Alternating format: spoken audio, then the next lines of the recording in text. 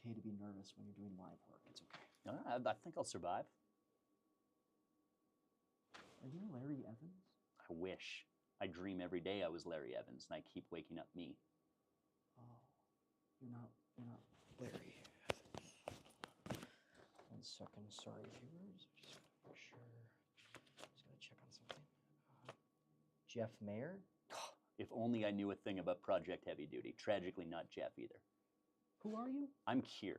Oh, Kier White, radio DJ. That's me. We got there in the end. You know, I'm behind the scenes. You never see my face, as I like it. Well, you have the voice, and you have the voice that people recognize, right? In theory. In theory. In theory. In theory.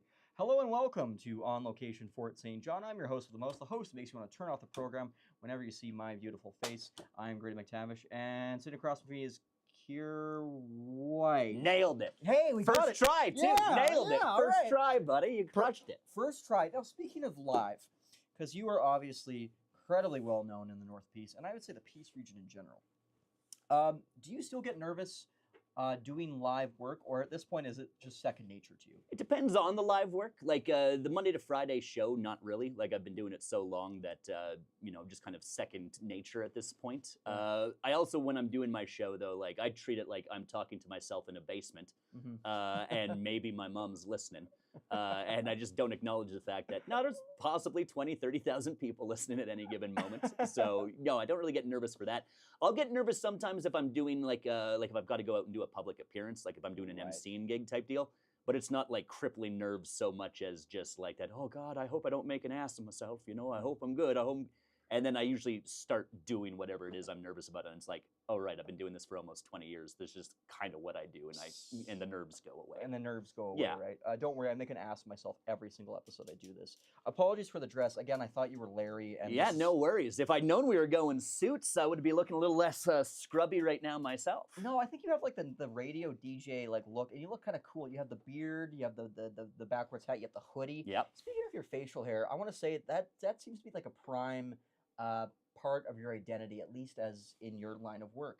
You have this tremendous beard. Thank you. And then you've also, in the past, I've noticed, have this wonderful mustache that was curly as well, and a handlebar, is that correct? Yeah, I've done a few different. So during COVID, when everybody was like, let's all do COVID beards, I tried, and then my face got itchy. So I was like, I'm going to do a COVID mustache. There we go. And I let it go like full villainous. I was doing the curls, all that jazz. Yes.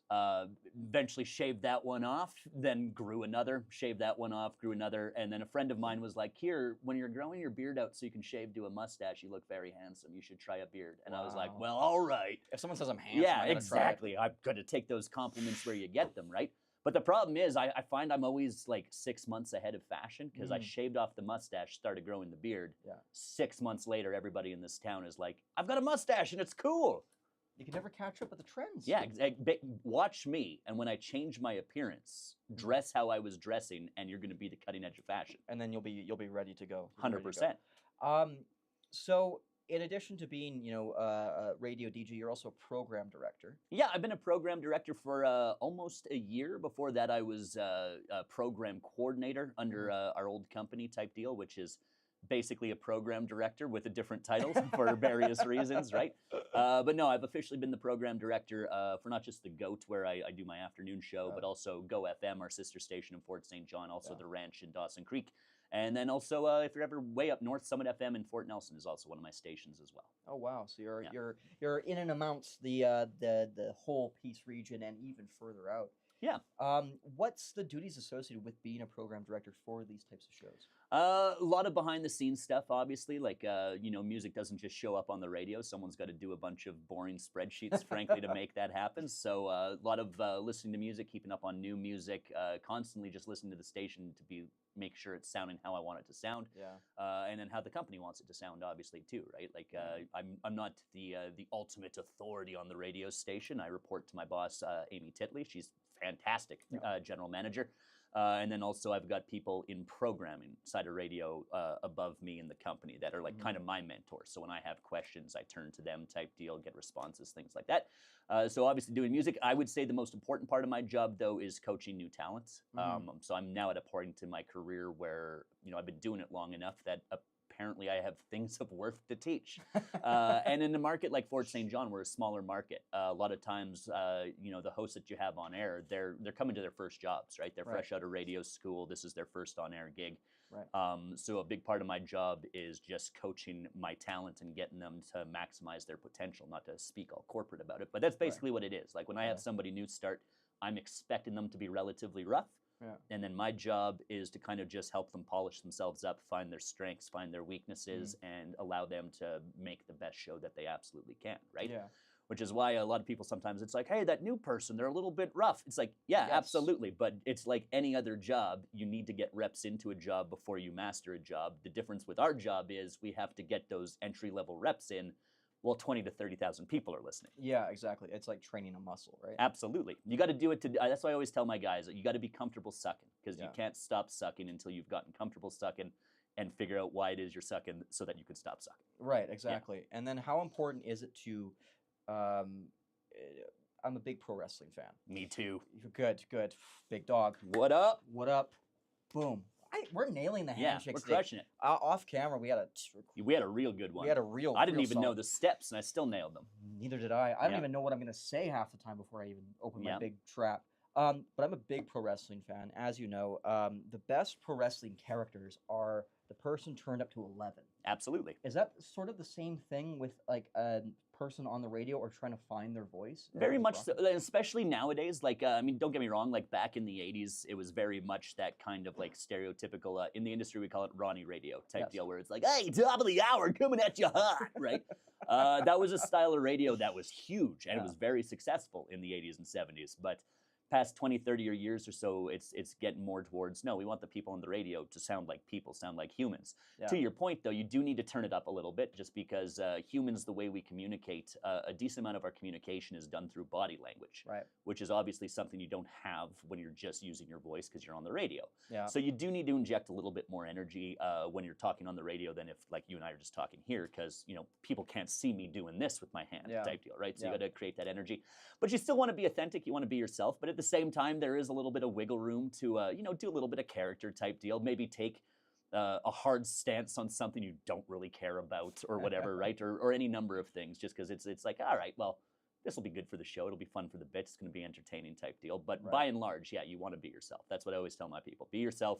Just be yourself, slightly more energetic to compensate for the lack of body language. Yeah, exactly. And going back to your role as program director, where you're doing the behind the scenes work, training with new people coming in. How do you balance that with your on screen sort of work? Is that a balance you have to hit, or is it just one and the same for you? It's like, this is my job and these are the steps. Yeah, no, it depends on the day, right? Like it's like any job. Like some days I am incredibly busy behind the scenes, and you know it's 2026, not 1980. So the technology does exist that like, hey, I need to do some office work for an hour. I'm going to record an hour of the show type deal, right? But by and large, it's I've kind of streamlined it to the point where most of my PD stuff I'm able to wrap up before lunch. What I have to do in the afternoon from a programming standpoint is usually like respond to an email, confirm something type deal, which I can do in between breaks, right? Because in a single hour of radio, realistically, I'm talking for a maximum of 4 minutes, right? Like I'm going to do a weather, I'll do a couple breaks, talk about a couple community events. Yeah. By and large, it's going to be music, which frees me up to do a lot of stuff behind the scenes. Right. And I do like to be live as often as possible. I do. It is a last resort for me to record my show, just because as much as I enjoy the programming director side of things, doing the show is why I got into radio, right? Like that's the fun part of my job. That's the part of my job that isn't work. Right. And that's an important distinction for you, or an important thing is like, I would like to do it live as opposed to recorded. Is it just sort of like I'm doing the 6-7 hands? Sorry. I just found out this meant 6-7. I was in a meeting earlier this week going, I'm juggling some stuff, and my morning host in Dawson started yelling 6-7. Oh, really? I had no idea why, because I'm almost 40. Well, I mean, it's probably a good thing. I think it's more pathetic that I know this as a 29-year-old man. Yeah. I am a substitute teacher, so that also. Perfect. Well, yeah, you're around the youths then. Do you want to hear the saddest thing? Yes. I love being depressed. Oh, me too. That's why I'm in film. I teach elementary school kids all the way to middle school. I did 6-7 for kids that are about 7 years old. Yeah. And they all went, "Shut up!" Keep in mind I'm their teacher. Yeah. And they all groaned. And yeah, they're sick of it. That's the easiest way to kill a trend that you think is stupid amongst the youth. The adults just start doing it. Exactly. And then the kids are like, nah. My nephew's 13, and he came home and his dad had asked him, he was like, hey, do you know what this 6/7 is? He's like, yeah, some of the dumber kids are doing it, but don't worry, Dad, I'm not dumb. So we were like, good, because we would have kicked you out of the house. Yeah, right. And we'll just pause for a sec.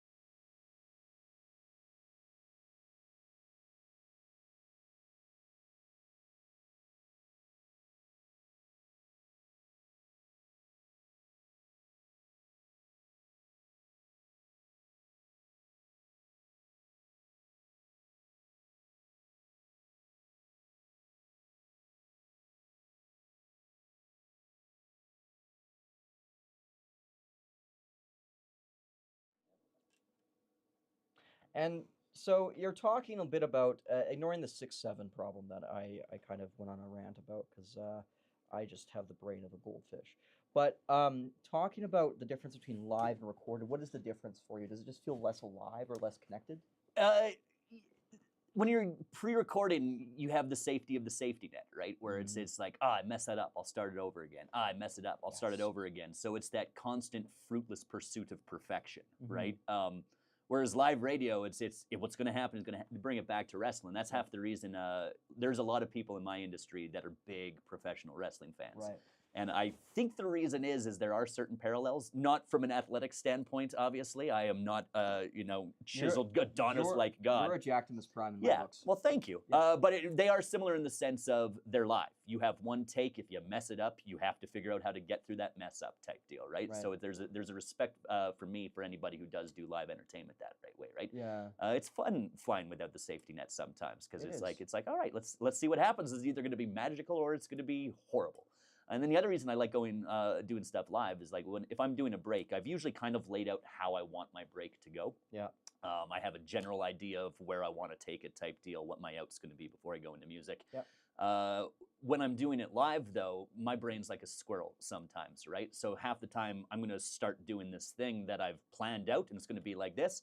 And then a little voice in my head goes, I know you're going to say that, but maybe we go this direction, it'll be fun, right? And I like to chase that voice and see what happens. Right. And a lot of times, some of the best stuff, in my opinion, that I've done, I mean, it's up to the audience to judge, obviously, but a lot of my favorite things I've done on air came because I went left when I was supposed to go right because I was in the middle of a live break and my brain was just like, nah, let's go in this direction, it might be funner. Yeah, and I agree with that because obviously we did the live show.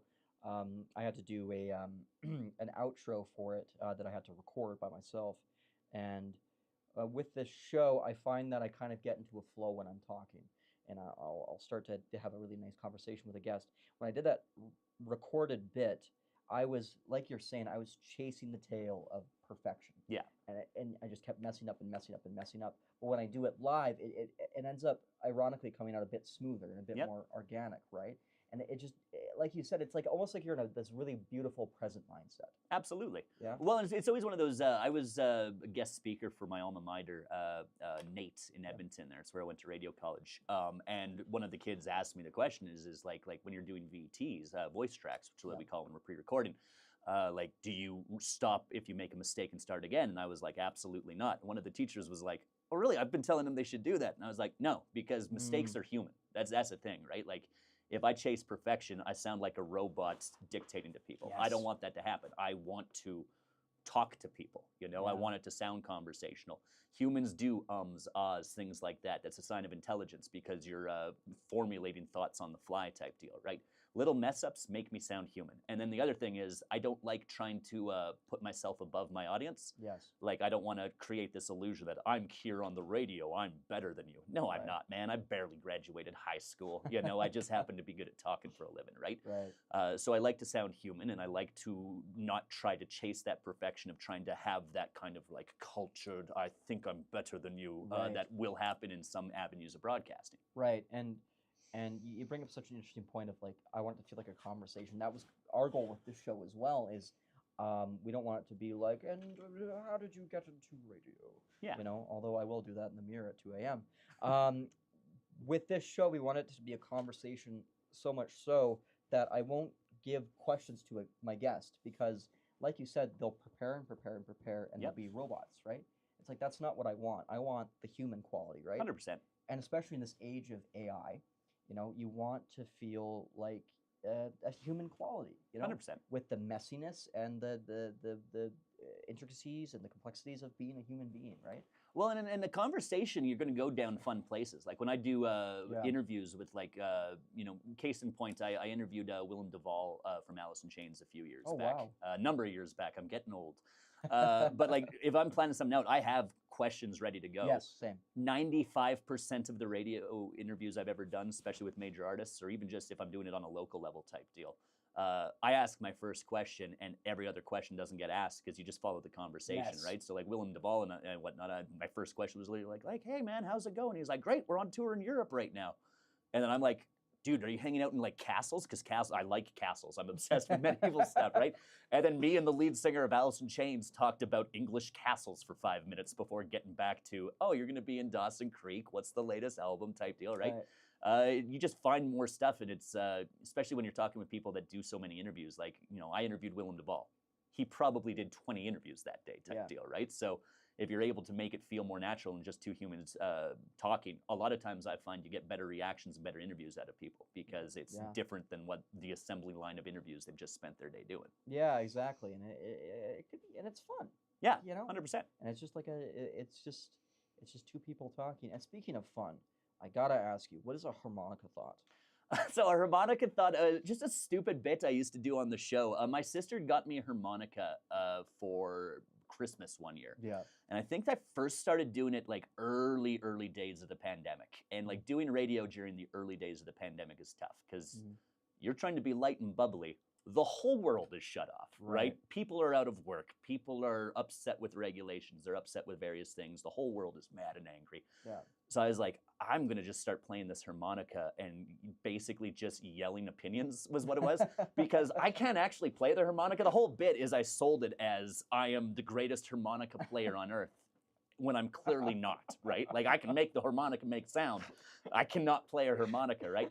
And I did that for about, I think I did it for maybe just like 2 or 3 weeks. It was just like, it would be like once a week for a little stretch type deal. And then I was like, do people really want me playing the harmonica on the radio in the midst of this pandemic? So I actually stopped. And then we were at our annual trade show a few years back, and a lady came up to the booth and was like, what happened to harmonica thoughts? And this was like 2 years after I'd stopped doing it. And I was like, I didn't think people wanted it. And she was like, I want it. I was like, for you, I'll do it. So then I kicked it off and you know, did it for another year run type deal. Yeah. I've had it on hold the last little bit. I'll probably bring it back at some point. Harmonica's still in my office, but you know, it's one of those, you fall in love with your bits in radio sometimes, and you just need to get good at being like, sometimes a bit's run its course. Right. Sometimes a bit needs to be paused for a bit so that it can come back with more legs type deal, right? But I just like the silliness of it. I love absurd radio. Like, don't get me wrong. I like serious radio too. I like hard-hitting radio for sure. I like a radio host who's just like, hey, I'm just going to be a silly bee on the radio today because that's very fun for me to listen to. And how much of it you talk about being the greatest harmonica player in the world, and then you play it and it's nothing. How is there a special quality of like self-deprecating that's like? Very much so. I like self-deprecating humor for one. It kind of comes back to what we were talking about earlier, where I said I don't like to set myself above the audience type deal, right? By nature of what you do for radio, especially on a rock station like this, you're going to have opinions. You're going to have strong opinions. You're going to, you know, occasionally push the envelope a little bit here and there. I would much rather make myself the butt of the joke than somebody else the butt of the joke, Yes. wherever possible. Don't get me wrong, I'll take the occasional pop shot at some, self-involved up there took his celebrity from time to time, right? Yeah. But by and large, if I'm doing something, I'm going to try to find a way to do it where I'm the butt of the joke. Yeah. I'm definitely not going to make a listener the butt of the joke Yes. unless it's like a listener that I have a good rapport with, and Yeah. even there it'll be relatively tame type deal. So yeah, no, self-deprecation is important. You got to be able to laugh at yourself. Yeah. Otherwise, people aren't going to respect you when you're laughing at others. Yeah, exactly. That's a big part of it. And you were born and raised in Grimshaw, correct? I was born and raised in the Peace, albeit the Alberta side of it. Yes, Yeah. yes. How was Grimshaw? It's a great town to get gas, unless your dad lives there and you got to stop for Christmas type deal. No, it's fine. It's a small town type deal. I'm not necessarily bad talking, but I've been back to Grimshaw, my hometown. Like I left Grimshaw, and then I was back for holidays type deal. Yeah. Most of my friends from Grimshaw also left Grimshaw. Mhm. So it's as much as I was born and raised there, it's basically my dad and my brother that I know in that town at this point. A couple people you might run into and be like, oh, right, 25 years ago we were in math class together, right? But yeah, no, by and large, it was well enough. I'm still alive. I think I'm a relatively well-adjusted individual type deal. But yeah, Grimshaw was Grimshaw, man. Yeah, yeah. And then you went to Edmonton for broadcast. Yeah, I went from Grimshaw. I graduated. I actually didn't get into my radio program right away because my grades weren't good enough. Oh, wow. Because I was one of those kids. It was actually funny. My mom just brought me a memory book she made of my junior to senior high school years. Yeah. And it included every report card I'd gotten from grade 7 to grade 12. Every comment from the teachers is, Kier's a delight. He needs to learn to shut up. Kier's a delight. He needs to learn to shut up, right? So I did not have the grades to get into my radio program because at the time, very oversubscribed program. There's only 12 kids a semester type deal and lots of people applying for it. Yeah. So I moved to Edmonton anyway because I was just very much, I want to leave my hometown. I was not one of the necessarily super cool kids in Grimshaw. So I was very much of that avenue of like, hey, I'd like to go to some place where I only have to associate with people that I know and like, or that don't know me yet type deal, right? So I actually was just working. I moved there and I just started working. I worked at a liquor store. I sold electronics at the Source by Circuit City in Southgate Mall. Oh, wow. And I just kept applying for radio school, and I got rejected twice. And then I ended up taking a night course at NAIT. They would teach a night course 1 day a week for about 3 or 4 months. You go in for 2 hours, and the teacher, Dave Albright, he's the regular production teacher at NAIT. Fantastic human being. I'm pretty sure I owe him my career. Yeah. He teaches you radio, and the beautiful thing about that night course was whatever grade you got in that would wipe out your lowest high school mark. Oh, wow. So for me, I can't do math at all. I've always been bad at math. I hate math. And that math mark was what was keeping me out because it's a 40 on my transcript. And for an oversubscribed program, they're looking at marks, even if they're marks in courses that have nothing to do with radio. Right. So I took that night course, did all my stuff, applied again, and was on the waiting list. And so I emailed Dave and was like, hey, didn't get in, but I'm going to keep trying type deal. And he emailed me back and he was like, hey, man, just don't give up hope. You never know what might happen. And then I found out that like Dave is one of like the powers behind the throne type deal. So I'm pretty sure he went to the head's office and was like, yo, the next like high-marked kid that just applied to this program because they didn't know what they want to do with their life that drops out, give the slot to this kid because he wants to do it and he actually cares about the industry. Wow. I've never had that confirmed. I never had that conversation with Dave, but I am fairly positive that I am only in radio today because Dave Albright spoke for me getting into that program. Wow. And do you still keep up with Dave? Yeah, Facebook friends, things like that. Yeah, I'm in touch with a lot of people at my college. They'll reach out to me, whether it's like, hey, are you willing to take a practicum kid? Or, hey, can you talk to this group of news students type deal? Yeah. Whatever it is. Yeah, I really enjoyed my time at NAIT. I made a lot of great friends at NAIT. And I had tremendous amount of respect for my teachers at NAIT. So yeah, if NAIT reaches out and they want some from me, I'm more than happy to answer. They were very good to me. Oh, wow. And where did that passion for radio and broadcasting come from? A combination of things. Growing up, we didn't have television. Like, we had a TV, but my parents don't watch TV. Like, my dad reads books, my mom reads books, she quilts, my dad collects Roman coins and writes in his journal type deal, right? Always had the radio going, though. Yeah. Always had the radio going. Alberta, they have like province-wide station called CKUA, which is literally listener-funded radio based out of Edmonton type deal. They would do radio drives multiple times a year. Yeah. Grew up listening to that and like calling in on the radio drives to donate my $3 for my paper route so I could hear my voice on the radio type deal. And then for me, one of my biggest influences, I would say, I was driving to Calgary with my dad. I don't remember why, but when we were driving, it'd be CBC in the car. But But Dad was always very cool in that as soon as we got in range of Edmonton, he would let me switch it over to the Bear. Because at the time, there was no rock station in northern Alberta. Right. It was all pauper country. And I was a heavy metal kid. I was a rock guy, so we'd always listen to the Bear. And one of the trips we were going down and listening to the Bear, there was a guy who at the time was doing overnights, who was filling in on the afternoon show. His name was Fearless Fred. In our industry, an absolute legend. He works in Toronto right now. But Fred, every time he was coming back from the music, he would be like, hey, I'm Fred, I'm in for so-and-so, and then he would have a different absurd reason why he was having to cover for this guy, right? And it was the first time I ever listened to the radio where I was like, I want the music to stop because I want to hear what the funny man has to say, right? And listen to that entire thing until we lost the signal approaching Calgary. Yeah. And then I got back to the Peace region. I was, I was in a boxing club, Shamrocks Boxing in Peace River. I was hanging out with my buddy Travis, and I was just like talking about, it was like, man, like I wish our radio was like that, like this guy. And I'm just telling this whole story about this guy that makes me want to listen to the radio. And then my buddy Travis was like, why don't you just stop bitching about it and go do it then, bud? And then simultaneously, my dad, who was the vice principal at my high school, he was the principal at the elementary school when I was in high school. He was the vice principal there until I was about grade 9. My report cards, like I said, every one of them said, Kier's a delight, needs to learn to shut up. And I'm at that point in my life where I'm like, I don't know what I'm doing. I'm graduating high school. My dad's like, maybe consider talking for a living if you thought of radio. And it was like shortly after I'd had that conversation with my buddy Travis. And I was like, I'm going to try. And so I applied and got rejected twice, and then a third time, and then got in off the waiting list. But it was literally, it was just like, it was find your strengths and play to them, right? And sometimes your strengths are things your teachers might tell you are a weakness. So just be willing to stand up for yourself and go down the path you want to. Success finds itself in many different forms. It really does. And again, like you said, it's about finding your strengths. Like yours was the gift of the gab, right? Yep. And gift of the gab, gift of the jab, you know what I mean? And you find that strength, and you kind of, it's almost like you explore that. But then there's also this interesting thing of like, it's like two things converging. You know, you hear Fearless Fred, and then your dad's like, you should, you could talk for a living and do radio. It's like these two things intersect at almost the same time. It's almost like it's meant to be. Yeah, 100%. Yeah. Absolutely. Yeah, it's just kind of like sometimes the universe speaks. You got to be willing to listen, right? Yeah, that's a big part. The listening. Yep. Yeah. And then how did you make your way to? What other stops do you have after Edmonton, after NAIT? Okay, so out of Edmonton, so at NAIT, and it differs between college programs. There's a number of colleges and universities in Canada that do some form of broadcasting. NAIT is unique in that your entire 4th semester of your 2-year program is a field placement. You are like at a radio station, working in a radio station for the final 6 months that you're in college. Yeah. And I'm a big advocate of that because I find shorter practicums, you don't really have a chance to get into the station before you're out of the station type deal. Whereas you're there 6 months, they're going to use you and you're going to bond with people type deal. Wow. So I'm a notorious procrastinator. I had not set up my practicum, and the program head, Patrick Glenza, came into the cave where we called the room that we gathered in for radio. He was like, hey, station in Nelson, BC is looking for a practicum kid. Anyone interested? And I was like, I have to have one booked, so give me that. I'll email, right? Yeah.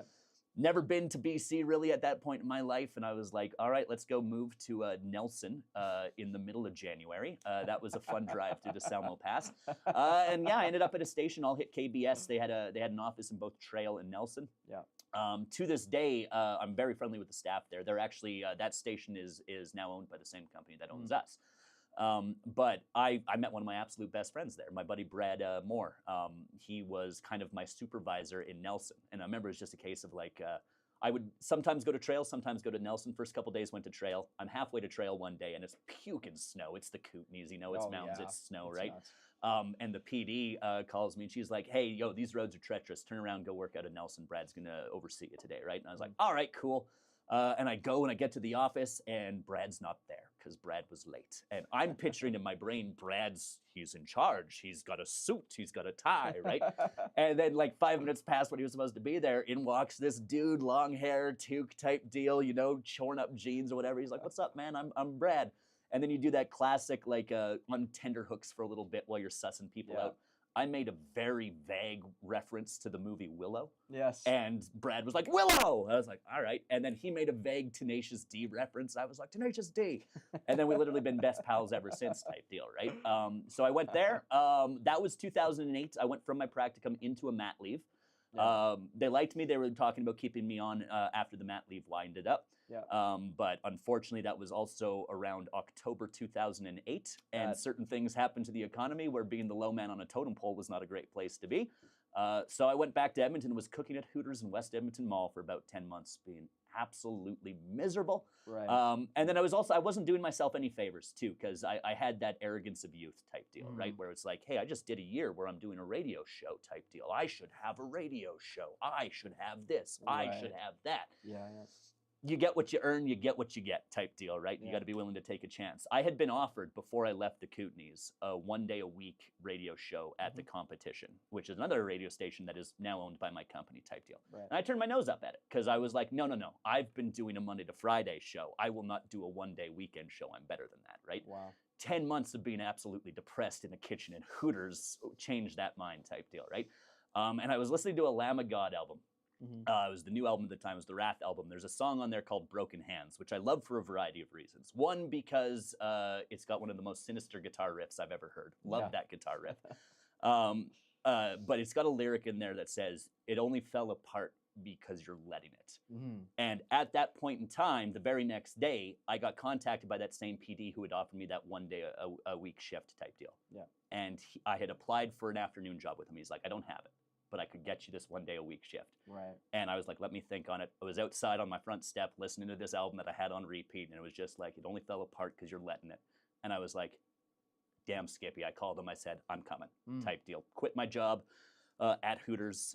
Full support from them. They were great. Moved back to the Kootenays, and I was doing 1 shift a week. So what was I doing? I was cooking in a kitchen in Nelson as well. Right. Because my first stint there, I'd made a lot of friends. One of my friends happened to own a bar called Finley's Bar and Grill. Yeah. So I was the night cook 6 days a week, and then I had 1 day off where I was going to do my radio show. And it was the best thing I did, because within about 5 months of that, I turned that 1 shift a week into a full-time production and afternoon gig. Oh, wow. Just because it was a case of I got myself into the building, I showed what I could do, I didn't say no to anything. I said, you got a job, I'll take it. Got a job, I'll take it type deal. And yeah, they made me the new afternoon host pretty shortly thereafter, and I was like, all right, cool. What a turn of fortune from like where you were feeling like kind of burned out Yeah. and stuck to, doing that. What was the kind of key thing you kind of took away from that? Was it just like Humility. Was it humility? That was what it was. Your It was I was humbleness? in this position where I wasn't on, like, I could have not, backburnered my career for 10 months if I had just been like, you got a job, I'll take a job type Right. deal. But it's like I said, it's the arrogance of youth where you're just like, no, I should have this. Well, it doesn't matter what you think you should have. You got to take what's available and then work towards what you think you should have and earn what you should have, right? Right. So yeah, that was my biggest thing, was just humility. And I'm not going to say like I learned the lesson right away. I had plenty of other moments throughout my career where I'd have those moments of like, why did that person get that job? I should Right. have that, right? And then I'd listen to them when they do the show, and I'd be like, oh, that's why, because they're absurdly talented type deal, right? And then I would, feel bad about myself for having trash talked them without knowing them in the first place. Yeah. Which is where I learned the other lesson of don't judge your success by other people's success, right? Right. Like all you can do is judge yourself by it type deal. Just go do it, have fun. Wherever you're doing radio, you're having a good time. Yeah. And that was those were some of the lessons I learned along the way. But and then, long story short, I then went from there, Hooters, back to that station, turned that into that. And then I went from there, and I was writing and producing in Red Deer for 3 years. I was a commercial copywriter and producer. Yeah. Did a little bit of fill-in on air type deal. I had done a weekend show there. They hired me to do their Saturday Sunday show. Yeah. Very proud of it. It was on a rock station out of Red Deer. I had a great time doing it. Red Deer is a rated market, which means they keep track of who's listening to what. When I had taken that show over, it was dead last in the marketplace. Yeah. And in a single book, I took it to third in the marketplace, which is pretty good because Red Deer is a pretty saturated market. Yeah. Unfortunately, some management decisions were made because while I was doing that, I was still hybrid writer-producer. So I was working Wednesday to Sunday. Monday, Tuesday are my days off. And literally the day the book came out, I got pulled into office being like, hey, we're taking you off air. You're going back to full-time creative production because they're drowning without you type deal, right? Oh. And in my estimation, I'll be honest, in my estimation, in hindsight, and I don't know if it's fact, but we all, have our opinions of upper management. I was like, this has the vibe of somebody protecting their yearly bonus is why I'm getting Yes. pulled off type deal. So I was pretty bitter about that. I was incredibly bitter about that. I was not a fun coworker for my last 2 months at that station. Yeah. And then it was the job at the time, the Bear. Afternoons at the Bear came up. Mhm. I applied for it, and they offered it to me, and I walked to the boss's office. I was like, 2 weeks, I'm out. Thank you, deuces. At Yeah. which point they were like, hey, we could find you an on-air job. I was like, you had 3 years to do that, and Yeah. you chose not didn't to. do it. So Yeah. And it's again knowing your value. Yeah. Right? and I enjoyed coming up here. That was the thing. It was a good move. I got hired by a guy named Sean Briltz, who's the PD here at the time, and Yep. yeah, I came in and I've had a great time up in Fort St. John. I love this community. It's Yeah. relatively close to my parents as well. Like I can jump over for Christmas without having to burn my vacation days at all. Yeah. And yeah, it's rock and roll radio, man. I enjoy doing it. And what's your relationship like to music? I can tell there's like so much passion you have for music, especially heavy Yeah. metal. So obviously, I love music. A lot of people in radio do. Not Yeah. everybody who does. Like radio is made up of a couple different groups of people. There's people that are in radio because they're so passionate about music. They want to get that music going. Yeah. There's plenty of people in radio that are in radio because they were a drama kid, you know, Yeah. and it's an avenue of performance type deal, right? And Right. both are important to the industry, I think. But yeah, I always say, you're very tribal in your musical taste when you're a young kid. Like when I was a kid, it was like if it doesn't have blast beats, it's poser music that shouldn't be listened to and should be shot into the sun, right? But you get out of your tiny little small town, and you bump into other people who come from different musical tribes, and you're hanging out and you're friends with them, and then you're like, no, actually, grunge is pretty cool. And then it's like, Right. actually, some of that gangster rap from the early '90s, in retrospect, is pretty rad type deal, right? Right. So now it's just like I always say, like I'm still first and foremost a metalhead. My number one favorite band is Iron Maiden. I've got the tattoos. Metal is my number one genre. But at this Yeah. moment, like I just like good music, man. And there's good music in every genre if you find it. Mm-hmm. There's a lot of garbage in every single genre You as gotta well. parse it And out. I'm not exempting my beloved heavy metal. There is a lot of useless trash music in heavy Mhm. metal for sure. But there's also a lot of good, just like there's good in every genre. You just got to be willing to find it and listen to it. What's your opinion on AI music? On what? AI music. So here's the thing, I'm not a big fan, but I'm also, there's been multiple times where like a Spotify list will recommend a song and I'll be like, oh, that's kind of a catchy cover of this song. Yeah. And then I look at the liner notes and I'm like, wait a second, and I do some Googling. I'm like, damn it, I was taken in by a robot, But no, for the most part, it's like, don't get me wrong, I understand AI is, getting into the world and in every single industry. And like, it's you either embrace it or you get left behind, to quote the Christmas Carol, right? Yeah. But when it comes to the actual creation of art, I would still prefer that was done by humans. Right. I believe that the point of AI was to free humans from the minds to pursue their artistic endeavors, Not which to is take why it it's over. weird that we're still in the minds while AI is, making music and pictures and such. Yeah, and it's just kind of an interesting dichotomy. Yeah. And Yeah. especially in your. Do you feel is that impacting radio at all? I'm not sure. There's been attempts. There have been, not in Canada. Yeah. There's been a couple attempts in the States to have like AI hosts and whatnot. Right. And they were not well received by their public, right? At the end of the day, radio's strength is its locality, its sense of community, right? Right. So you have a robot, doing a midday show. Your local listeners know that. Yeah. They know that this person doesn't exist. They've never seen them at the gas station before, right? Right. So it didn't go over well. That said, AI is definitely involved in a lot of aspects of pretty much every industry, whether it's like generating a quick idea like imaging, for example.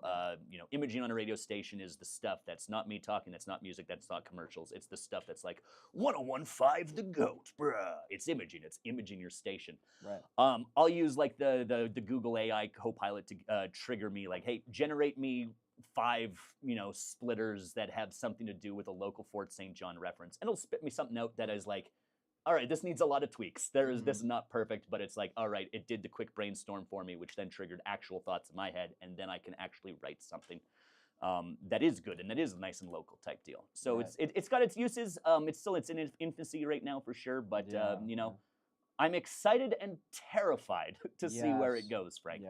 Yeah, for sure, absolutely. And speaking about the Fort St. John community, you're talking about them a little bit. What's it been like? You've been here since what, 2014? Yeah, I got here March 2014. I'm March Yeah. 20 something 2014, give or take. 2014, so a little over 12 years. Goodness gracious, Yep. I can't. Yep. can't I even- moved up here for 6 months 12 years ago. I tell people that all the time, and they're always like, "Me too. I moved here for 6 months 10 years ago." That's a common thing that we've had with people. They're like, I thought I was going to be here for a 3-month stint, and then it just turns into Yeah. 12 years. And why do you think that would be? Just combination of things. I like the area. Like I settled in. I made some really good friends Yeah. right away type deal. I'd also, by the time I moved here, I had moved about 16 times. And moving sucks. It really Yeah. does. It especially sucks when you're moving cities and whatnot, right? So it's just I was ready to just chill a little bit. I wanted to settle in, right? Like I didn't want to just jump in, hit it and quit it. Frankly, like I wanted to come in, and the best radio is if you insert yourself into a community. You know how to talk to the community. You know the people in the community. You know your local references and whatnot. So I came and I was like, I would like to be here for a chunk of time. Yeah. And then it was a case of I was getting to the point where I was like, all right, let's maybe start thinking about our next career move, see where we're going to go. And then a worldwide pandemic shut the world off for 3.5 years. And then by the time the pandemic was wrapped up, I was in my mid-late 30s. And it was just a case, it felt to me like there was a very much a youth movement in terms of like those bigger markets, which makes sense, right? The bigger markets, like I'd apply for stuff and I would notice that the people who were getting the job were always a good like 7-8 years younger than me type deal. So I was like, all right, it's possible I've aged out of this.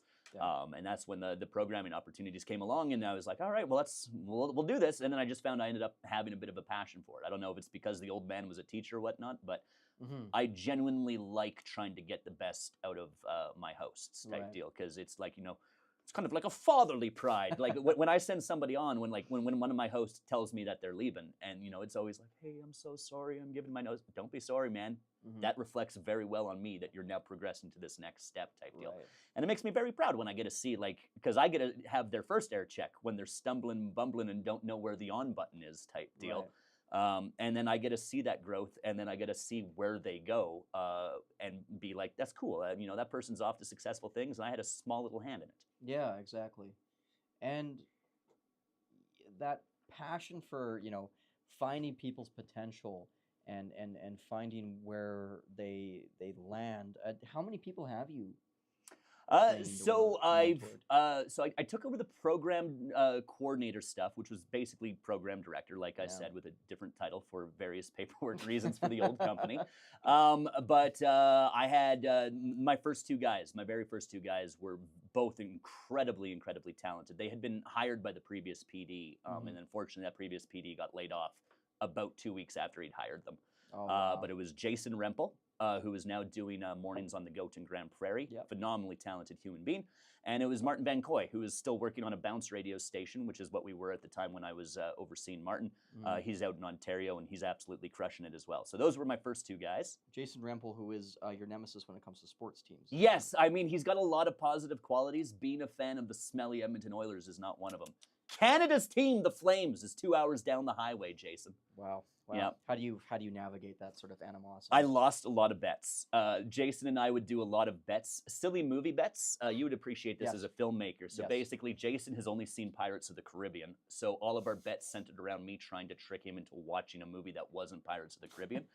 And I lost them more often than not. And Jason would make me watch horror movies. I'm not a horror movie guy. I prefer being happy, quite frankly, right? So he'd make me watch all of these. I won exactly one bet against Jason, and he was foolish enough to be like, hey, I'll double or nothing it. I'll watch 2 movies if I lose type deal. So I was like, deal. And I won, and I made him watch Harley Davidson, the Marlboro Man, which is one of my all-time favorite cheesy 90s action movies. And then I was also like, I'm going to get my money's worth. So Jason, your second movie is the 4-hour epic German movie Das Boot. Das Boot, Wolfgang Peterson. Which, in fairness, Jason was like, actually, out of the 2 movies, I like Das Boot better. It's like, yeah, it's a masterpiece for a reason, but it's also 4 hours long, and it's in German if you watch it properly. Yes, exactly. Watching it properly is a huge thing. I can't stand dubbing. Yeah, no, 100%. I watched that, was it Godzilla Year Zero? Yeah. That first one that came out of Japan in a while, a few years back, and, like, was on Netflix. and it defaulted to the English dub. And I got 10 Gross. minutes in, I was like, I don't like this. And I was like, oh wait, I can put it in Japanese. Perfect. Put it on there. I was like, okay, this is an amazing movie. Amazing movie. It just kind of takes away the artistry of Takes it. away the same thing with that Shogun series that just ran. It's Yeah. like, yeah, I could put the English dub on, but no, I would like to watch this in Japanese because I want it to feel Japanese. Right, exactly. And I want Das Boot to feel German. 100%. Oh, what a great movie. Yeah, that and you is. don't have to read a lot because most of the subtitles in Das Boot are they stare around tensely in German, right? Like it's a lot of being quiet, waiting for depth charges. Yeah, So, or they're at the bottom of the sea trying to work on yeah, stuff, right? 100%. Oh, what a brilliant film. You got me wanting to watch Das Boot now. I mean, it's never a bad idea. I rewatch every submarine movie ever made at least once every 18 What's months. your favorite submarine movie? Oh, I'm gonna say U-571. It was the one submarine movie I saw in theaters. Yes. My older brother Kyle joined the military right out of high school, and we took him down to Edmonton, which is where he was flying out to go to basic training type deal. And before we dropped him off, my dad, my brother, and I went to U-571 in IMAX. Yeah. And it was incredible. I love it because A, it's a good movie. Yeah. B, it's a submarine movie, and then C, it's also just it's kind of one of those core memories as a kid of Yeah. like this was the last thing I did with my brother before he went and joined the military. Right. Yeah. And then, do you mess with the Hunt for Red October at all? Absolutely, I do. Yeah. And I don't even care that the most dangerous Russian admiral in Sean existence Connery. sounds like he's from Scotland. I don't care. That Sean Connery should never sound like anything other than Sean Connery. I mean, if he does another accent, it's just awful. Yeah, no, it'd be absurd. Yeah. He played a very Scottish-sounding Frenchman, I want to say, in Highlander. I Still crushed it. wasn't he like even Egyptian in Highlander? Like it was. I cra- think he was a French guy who had fallen in love with a Japanese lady because his sword was a There it katana, is. and he'd gotten that. But I want to say he was playing a French guy. You watch Das Boot tonight. I'll rewatch Highlander. Okay, we'll meet deal. in the middle and report back. Deal. Perfect. Deal. And viewers, you can watch both at the same time. When you go out in public, do people recognize your voice? Is that a thing? Yep, from time to time, absolutely. It's happened from time to time. I don't. It's weird considering what I do for a living, Yeah. and I like to think I'm relatively good at it. I'm Yeah. pretty introverted for the most part, Yeah, type yeah. deal. Like I'm very good at doing extroversion. Then I need to go disappear into my apartment and be left alone so I Decompress. can recharge, decompress type Yes. deal, right? So yeah, but I have definitely been recognized in public, whether it's like sometimes people just see my face, it's an era of social media, my face is on the website, all that jazz, right? I've been in the community long enough that, people see me at a remote or whatever. Right. But I have had my voice recognized before. I've also been recognized off my license too, just because a lot of people in radio use aliases, but I was always like, no, why should that alias get the shine? I'm the one doing the I'm work. doing the thing. Yeah, so Kier White is just conveniently sounds like a fake name. Yeah. It is my real name, but I've used it. But I've also first time I ever got recognized it was when I was on practicum. I was in the Kootenays. It was a weekend, and I was going to my buddy Brad's place, and we had plans, early 20s, to get, quite frankly, very liquored up. Yes. And I was tasked with popping by the liquor store to get a Bubba keg of Heineken type deal. Yeah. And we'd also, because again, early 20s, had gotten a little liquored up the night before. So I'm there, not feeling my best type It's deal, the right? trials and tribulations of being in your 20s. 100%. So I go up with this Bubba keg of Heineken and get ID, and the lady's like, you're Kier White from the radio. And I wish I could say that I was like, yeah, thanks for listening to all that jazz. But I was just like, yup, because I wasn't prepared for it. And then I immediately left, and I was like, God, I came off like such a jerk there. She's probably going to think I'm a prima donna. She doesn't know I'm running on 2 hours of sleep.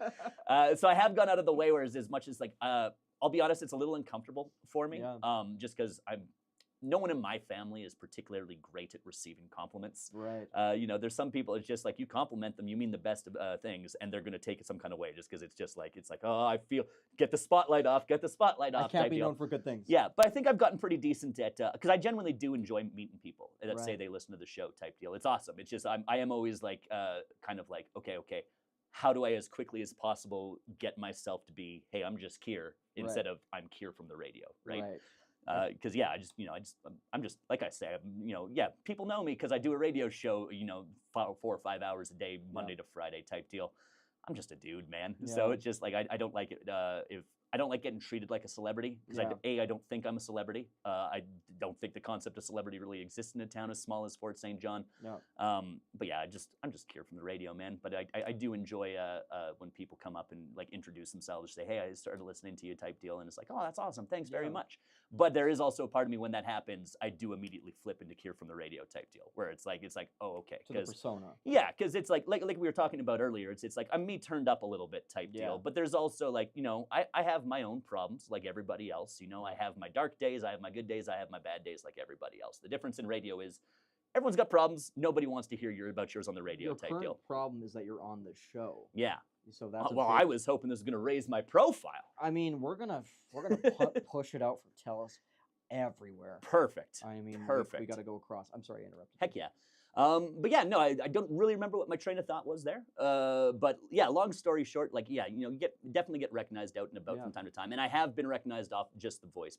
I actually had a friend of mine who lives up in Kitimat just messaged me on Instagram the other day. He's like, hey, are you the voice of this modular home community in Kitimat? I was like, yeah, actually, I did voice that commercial last week. Correct. It was literally just like I heard the voice, right? So it's, you know, this is how I sound for the most part on the radio, and it's just because this is my speaking voice, and I just don't want to do a character unless I'm specifically doing a character in the midst of the show, because I will do that from time to time for giggles. Do you have characters that you do?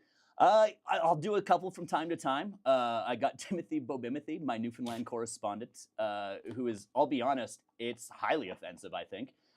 Timothy Bobimothy is just the impression I do to annoy my friend's maritime wife. Oh, there we go. Very much so. So I've done him from time to time. Aside from that, it's less like an established character so much as like if I'm quoting somebody like I'm doing a story out of England or Germany, and there's a quote from a local, I'll probably throw on a really garbage German accent or something like that, right? I always say I can do one sentence in almost every accent. If you ask me to do two, it's going to end up pirate. I mean, that's not a bad thing. Yeah, 100%. Just send me your pirate scripts. I'll rock it. There we go. Well, Jason knows Pirates of the Caribbean pretty well. And only. And only. And only, Jason. Is that only the only thing he... No, he also likes the horror movie Smile. So yeah, he likes the horror movie Smile, and he likes the Pirates of the Caribbean movies. That's basically it. And Das Boot. He found a new love for Das Boot, though I don't. In his defense, pirates, submarines. You basically just watched Pirates of the Caribbean 6. Yeah. But German. Yeah, exactly. In German, he's like, oh, it's so cultural. I love it. And what's it like? You talk about being, you know, recognized sometimes. What's the response like from the community in terms of like, you come into this community around 2014, and lived here for the past 12 years. What's it been like being in the community and the response? It's great. I love Fort St. John, man. I say it all the time when we're promoting like a charity thing we got coming up. Like we got a Have a Heart Radiothons coming up with the Hospital Foundation soon. And I say it and I mean it all the time. Fort St. John is the most generous community I've ever lived in. People come out for charity constantly. They come out for it all the time, where if they're able to give, they give type deal. And that extends beyond giving to charities, right? Like it is very much, you know, find your people. Your people are somewhere in this town type deal, and they're going to treat you good, right? Yeah, exactly. And then there's what's interesting about Fort St. John and Dawson, where I'm born and raised. I say that every episode, like they don't know. Yeah. Because I'm a narcissist. Clearly, with you got to do it. I mean, with the title of the show, On Location with Grady McTavish, I got to be kind of a narcissist. Yeah, right? absolutely. I mean, and also being a filmmaker, filmed by Grady McTavish. Yeah. Film. You just put your like producer Grady, director Grady, and just because you're like, oh, my name. Yes. That's what I love to hear. Yeah. You know. And my crew will tell you I'm a malignant narcissist. But with the Peace region as a whole, and I heard this really interesting quote, is there's so many different people in the art scene and nonprofit work, and there's just all these different beautiful highlights in a region that you wouldn't expect, right? Do you find that to be the case as well? Like, yeah, absolutely. We had even just like you look at our local music talent, right? Like there's so many talented bands that come out of this area or just stay in this area and perform all the time, right?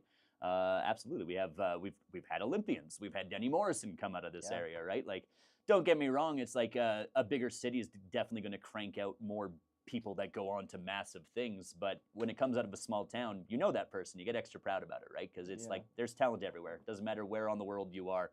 Somebody in any town you're in at any given moment is very talented at something. Mm-hmm. Who would you say, this is a hard question, the most talented person in Fort St. John? Most talented person in Fort St. John? And why is it Ty Miller? Well, I'll be honest. Ty Malore is very talented. Ty, obviously, you know him through the filmmaking side. I know Ty because he's my engineer. And as bad at growing hair as Ty is amazing at fixing things that break, which in a small market station is all the time. Well,